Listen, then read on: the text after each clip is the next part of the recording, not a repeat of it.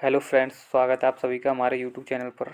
तो भाई, आज हम इस वीडियो में फ़िज़िक्स के इम्पोर्टेंट टॉपिक से ऊपर बात करेंगे, जो मेरा 3 टाइम्स का एक्सपीरियंस है, जहाँ से क्वेश्चन बनते ही बनते हैं। तो अगर हम बात करें मोशन इन बंडी की, तो भाई मोशन इन बंडी में ज़्यादातर क्वेश्चन गति के समीकरणों पर ही बनते हैं, जो कि 3 समीकरण हैं। पी बराबर U plus A T, S बराबर U T plus half G T square V square minus U square बराबर 2s। तो भाई इन समीकरण से डायरेक्ट क्वेश्चन बन सकता है, जैसे डिस्टेंस या वेग पूछ लेता है। अगर हम बात करें दूसरा क्वेश्चन, तो दूसरा क्वेश्चन हाइट एंड डिस्टेंस वाला बनता है, जैसे कि किसी वस्तु को गुरुत्व के अधीन ऊपर से फेंका जाए या नीचे से फेंका जाए तो इस सेकंड में वेग कितना होगा, डिस्टेंस कितनी होगी, वो वाला क्वेश्चन बन जाता है। तो इसको क्लियर कर लेना। अगर हम बात करें मोशन इन 2D, तो मोशन इन 2D में ज़्यादातर क्वेश्चन प्रोजेक्टाइल मोशन के फॉर्मूलाज हैं, जो जैसे टाइम ऑफ फ्लाइट का है, हाइट का है, रेंज का है, इनसे रिलेट करके क्वेश्चन पूछता है।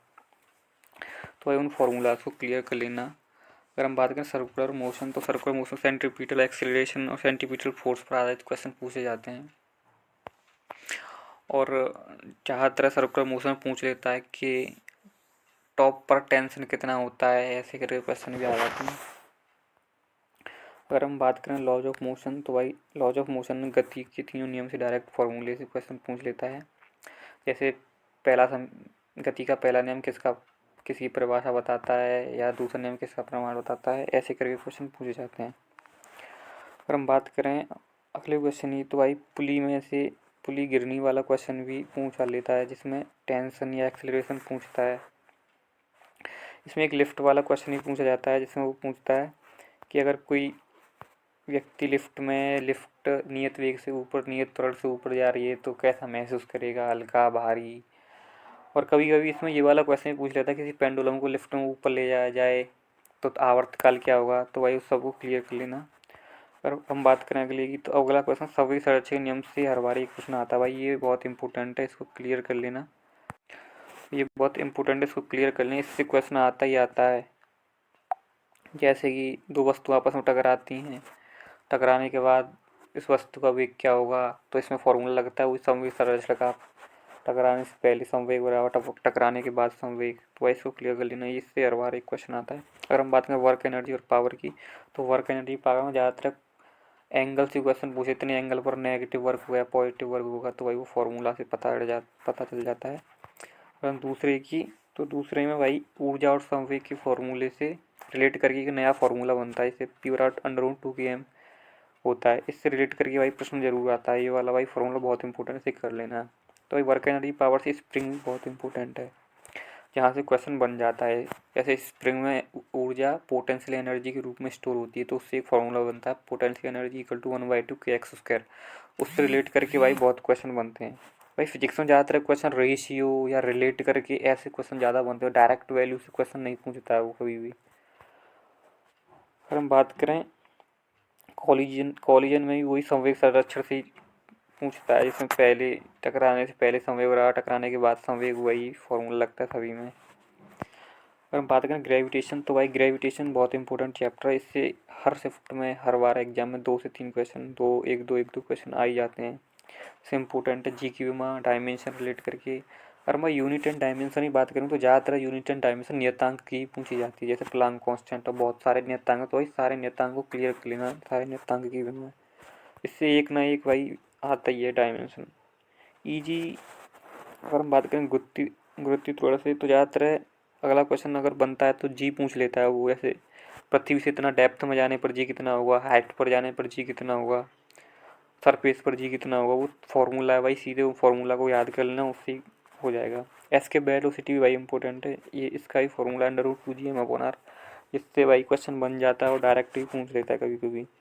केपलर का नियम भाई इंपॉर्टेंट है, इस चंद्र में कितने दिन होंगे, यदि पृथ्वी और चंद्रमा के बीच की दूरी दोगुनी कर दी जाए तो नया चंद्रमा कितने दिन का होगा। भाई ऐसे क्वेश्चन बनते हैं, तो भाई थर्ड लॉ को क्लियर कर लेना। अगर हम बात करें हीट एंड थर्मोडायनेमिक्स की, तो भाई हीट एंड थर्मोडायनेमिक्स में से ज़्यादातर क्वेश्चन थर्मोडायनेमिक्स से ही बनते हैं, हीट से बहुत ही कम क्वेश्चन बनते हैं, एक आध शिफ्ट में एक आध क्वेश्चन। अगर हम बात करें थर्मोडायनेमिक्स से, तो थर्मोडायनेमिक्स से ज़्यादातर क्वेश्चन इस ऊष्मागतिकी के प्रथम नियम और एक एडियाबैटिक प्रोसेस होती है रुद्धोष्म प्रक्रम, उससे बनते हैं। और कार्नोट इंजन, भाई कार्नोट इंजन बहुत इंपॉर्टेंट है भाई, इसको क्लियर कर लेना। कार्नोट इंजन से हर शिफ्ट में एक क्वेश्चन जरूर आता है, जो कि बहुत इंपॉर्टेंट है, तो भाई कार्नोट इंजन को क्लियर कर लेना।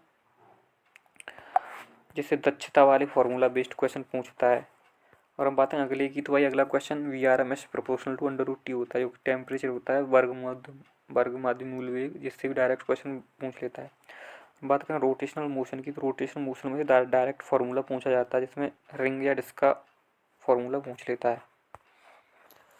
अगर हम बात करें भाई इलेक्ट्रोस्टैटिक्स की, तो इलेक्ट्रोस्टैटिक्स में से कूलम के नियम पर प्रश्न पूछ लिए जाते हैं, जो कि डायरेक्ट फार्मूला के आधार पर होते हैं। इसमें भाई रेशियो वगैरह या रिलेट करके फार्मूले को क्वेश्चन ज़्यादा पूछे जाते हैं। इसमें डायरेक्ट वैल्यू नहीं देते हैं, इसमें देते हैं अगर इसको इतना बढ़ा दिया जाए तो वो कितनी कम हो जाएगी या कितनी बढ़ जाएगी, ऐसे क्वेश्चन आते हैं। अब बात करें अगला, तो अगला इलेक्ट्रिक फील्ड इंटेंसिटी से भी रिलेटेड प्रश्न और इलेक्ट्रिक फील्ड लाइंस के गुण को भी भाई याद कर लेना, वहाँ से भी क्वेश्चन सीधा बन जाता है। और भाई इसमें एक वर्क से क्वेश्चन बनता है जिसका फॉर्मूला W/PE cos θ1 - cos θ2 होता है। इससे डायरेक्ट प्रश्न पूछ लिया जाता है कि अगर इतना एंगल इतना है, इतना घुमा दिया जाए तो वर्क कितना हुआ। और भाई गॉस लॉ से भी प्रश्न आते हैं। और इलेक्ट्रिक फील्ड इंटेंसिटी का फॉर्मूला भी पूछ लेता है, जैसे अनंत लंबाई के चालक में अनंत लंबाई चादर और hollow sphere and solid sphere में क्या होता है इलेक्ट्रिक फील्ड इंटेंसिटी, तो ये भी भाई याद कर लें, ये भी डायरेक्ट प्रश्न पूछ लेता है। हम बात करें कैपेसिटर, तो भाई कैपेसिटर बहुत इंपॉर्टेंट है, जिससे हर बार एक आध क्वेश्चन हर शिफ्ट में आता है, जो कि ज़्यादातर क्वेश्चन इसी फॉर्मूले पे बनते, C/K/ε0/D।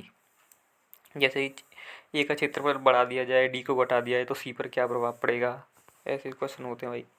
और हम बात करें कैपेसिटर में कभी कभी एनर्जी से भी क्वेश्चन पूछ लेता है, जो कि फॉर्मूले हैं A1/2 CV², उससे भी डायरेक्ट क्वेश्चन पूछ लेता है, तो भाई इस फॉर्मूलों को भी याद कर लेना। और कैपेसिटर का कॉम्बिनेशन समांतर क्रम या श्रेणी क्रम, भाई वहाँ से भी क्वेश्चन आता है, तो उससे भी क्लियर कर लेना। अगर हम बात करें इलेक्ट्रिक करंट की, तो इलेक्ट्रिक करंट में रेसिस्टेंस और टेम्परेचर के बीच जो रिलेशन होता है, जैसे किसी अर्धचालक का ताप बढ़ा दिया जाए तो प्रतिरोध कितना हो जाएगा, वो वाले क्वेश्चन बनते हैं भाई, तो उन्हें भी क्लियर कर लेना। और प्रतिरोध का संयोजन समांतर क्रम श्रेणी क्रम, भाई वो तो इम्पोर्टेंट है, उसे भी क्लियर कर लेना। इसमें किरचॉफ के नियम से भी प्रश्न बनते हैं। और गैल्वेनोमीटर से एमीटर में रूपांतरण करने पर क्या क्या चीज़ें होती हैं, वो भी कर लेना भाई, उससे ही प्रश्न बन जाते हैं। अगर हम बात करें मैग्नेटिक इफेक्ट ऑफ करंट का, तो मैग्नेटिक फील्ड इंटेंसिटी का फॉर्मूला इन चालक स्ट्रेटवाइड लूप रिंग से प्रश्न और हॉलो एंड सॉलिड बेलन के इनसाइड और आउटसाइड डायरेक्ट फार्मूला बनता है। भाई इन फार्मूला को याद करना, ये बहुत इंपॉर्टेंट है, जो कि डायरेक्ट पूछ लेते हैं और इनसे ही प्रश्न बनता है अगर कोई बनता है तो। अगर हम बात करें प्रणालिका, तो प्रणालिका के से भी प्रश्न बनता है, और दो फार्मूला है फोर्स के, F/QV, F/IBL sin थीटा, इनसे डायरेक्ट एक प्रश्न बन जाता है। और चुंबकीय द्विध्रुव से एक प्रश्न, फोर्स बिटवीन टू वायर्स के फार्मूला से रिलेटेड एक प्रश्न बनता है भाई, इन सब चीज़ों को क्लियर कर लेना। मैग्नेटिज्म की बात करें तो टॉर्क से भी प्रश्न बन जाता है। और चुंबकीय पदार्थ, प्रतिचुंबकीय, लौ चुंबकीय, अनुचुंबकीय, इनसे भाई ये बहुत इंपॉर्टेंट है, इसमें एक क्वेश्चन जरूर बनता है, इसमें गुण पूछ लेता है। अगर हम बात करें ऑप्टिक्स में परावर्तन अपवर्तन नियम से डायरेक्ट प्रश्न पूछ लेता है, वो नियम को भी पूछ लेता है, इसमें क्या चेंज होता है, ये क्या होता है। अगर हम बात करें दूसरा, तो दूसरा इसमें प्रतिबिंब संख्या पूछ लेता है, जैसे दो ग्लास इतने एंगल पर रखे जाएं तो कितने प्रतिबिंब बनेंगे, प्रतिबिंब संख्या कितनी होगी। और एक प्रश्न बनता है, यदि लेंस को द्रव में डुबोते हैं तो फोकस दूरी पर क्या प्रभाव पड़ता है। जैसे किसी लेंस को उसकी ज़्यादा अपवर्तनांक वाले द्रव में डुबाया जाए तो लेंस पर क्या प्रभाव पड़ेगा, कम में डुबाया जाए तो क्या प्रभाव पड़ेगा, बस समान में डुबाया जाए तो क्या प्रभाव पड़ेगा, उनमें से भाई डायरेक्ट प्रश्न पूछ लेता है। और भाई प्रकाश के व्यतिकरण, आवृत्ति और आयाम के फॉर्मूले से प्रश्न आता है, जैसे I maximum, A maximum.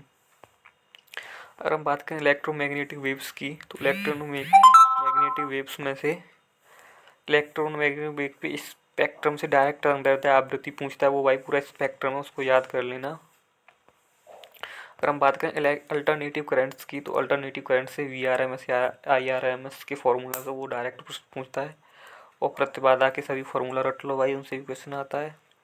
L तथा C में संबंध, आवृत्ति में संबंध, और ट्रांसफार्मर से एक आध प्रश्न आ जाता है, तो भाई इन सबको क्लियर करना। ये मैंने सिलेक्ट और अपने 3 बार के एक्सपीरियंस से भाई जितना प्रश्न जहाँ से ज़्यादा बनते हैं वो बताएं। वैसे तो भाई फिजिक्स इंपॉर्टेंट है, लेकिन जो सिलेक्टेड मैंने किए हैं उनसे भाई ज़्यादा क्वेश्चन बनते हैं, इनको तो भाई कर लेना। Thank you. अगर वीडियो अच्छी लगी हो तो वीडियो को लाइक कर लेना, और ऐसी हेल्पफुल वीडियो के लिए हमारे चैनल को सब्सक्राइब कर लेना।